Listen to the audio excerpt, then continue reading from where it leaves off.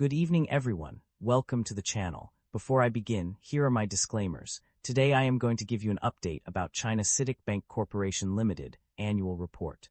China's Citic Bank Corporation Limited offers a wide range of banking services to its customers. The bank operates in three main segments: corporate banking, retail banking, and financial market business. The corporate banking segment provides corporate loans, deposit services, agency services, remittance and settlement services, and guarantee services to corporations and government agencies.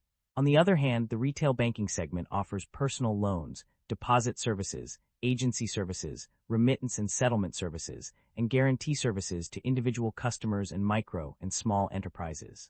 In addition to these core banking services, China's Citic Bank Corporation Limited also provides a variety of specialized financial services, including wealth management, treasury business, asset management, financial leasing, private banking, and other non-bank financial services.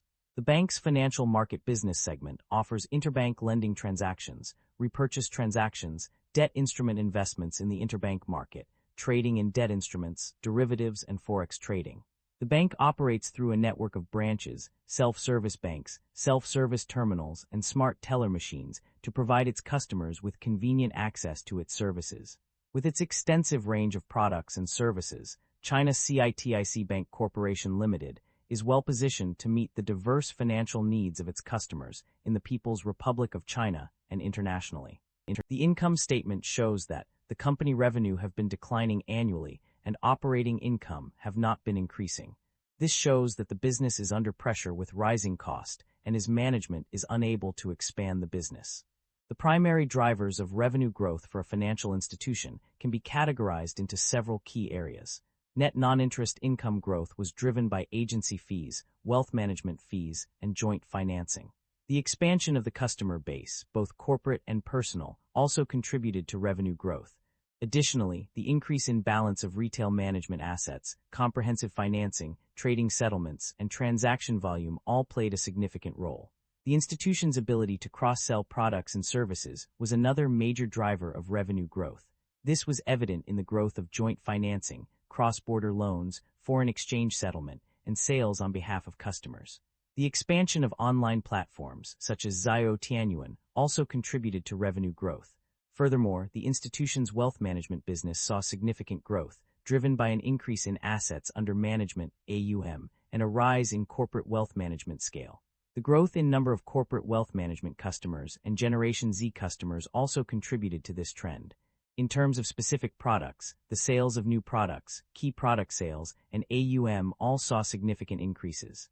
The institution's personal loan business also grew, driven by an increase in issuance volume and a rise in high-quality customer acquisition. On the other hand, the primary drivers of revenue decline were limited to bank card fees and precious metals, which saw a decline of $1,193. The net income of the company experienced fluctuations over the years. In 2025, it increased by 2.98% compared to 2024 and by 5.23% compared to 2023. However, there was a decrease in net income of 8.52% followed by an increase of 4.95% year-on-year. The net operating income from corporate banking also saw a growth of 2.18%. The profit margins showed mixed results. While the profit before tax margin and net profit margin increased significantly, the return on average assets, ROAA, and return on average equity, ROAE, decreased. Additionally, the net interest margin declined by 0.14%, while the operating income margin dropped to -0.28%. The reasons behind these changes can be attributed to various factors. The increase in average balance of financial assets sold under repurchase agreements contributed to the growth in net income. Furthermore, a decrease in other interest expenses and an increase in net fee and commission income due to growth in business segments, such as wealth management fees and agency fees, also played a role. The company's financial performance has been under scrutiny, and one key indicator of its health is its ability to generate positive operating cash flow. Unfortunately, the data suggests that this is not currently the case. According to page 285, the operating cash flow for 2025 was a staggering -308,085 million RMB, indicating a significant negative operating cash flow. This lack of positive operating cash flow raises concerns about the company's ability to sustain its operations and invest in growth initiatives without relying on external funding. It also suggests that the company may be struggling to manage its expenses and optimize its revenue streams. Overall, this is a red flag for investors and stakeholders who are looking for signs of financial stability and growth. The company's debt level has undergone significant changes over the past period. While there are varying reports of increases and decreases in specific areas, such as loans to customers and borrowings from central banks, the overall trend suggests a rise in total debt. Notably, the corporate real estate financing balance has increased, and the total debt pledged as collateral has also seen an uptick. In terms of interest expenses, there is a mixed picture.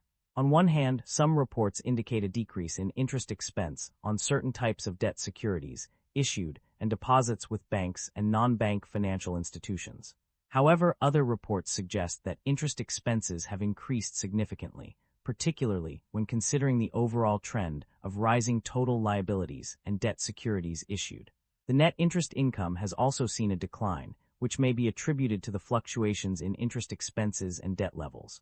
Overall, while there are some discrepancies in specific areas, the company's debt level appears to have increased, and interest expenses have been affected by these changes. The company's performance was impressive across various segments and regions. In corporate banking, profit before tax increased by 9.6%. The bank also excelled in cross-border assets under custody, ranking first among joint stock banks with an increase of Rm 100 and 48.146 billion. In asset management, mutual funds under custody saw a significant rise of RMB 400 and 10.933 billion, while trust products under custody increased by RMB 781 billion, both ranking second among joint stock banks. Pension finance under custody also experienced a notable growth of 16.75% from the previous year.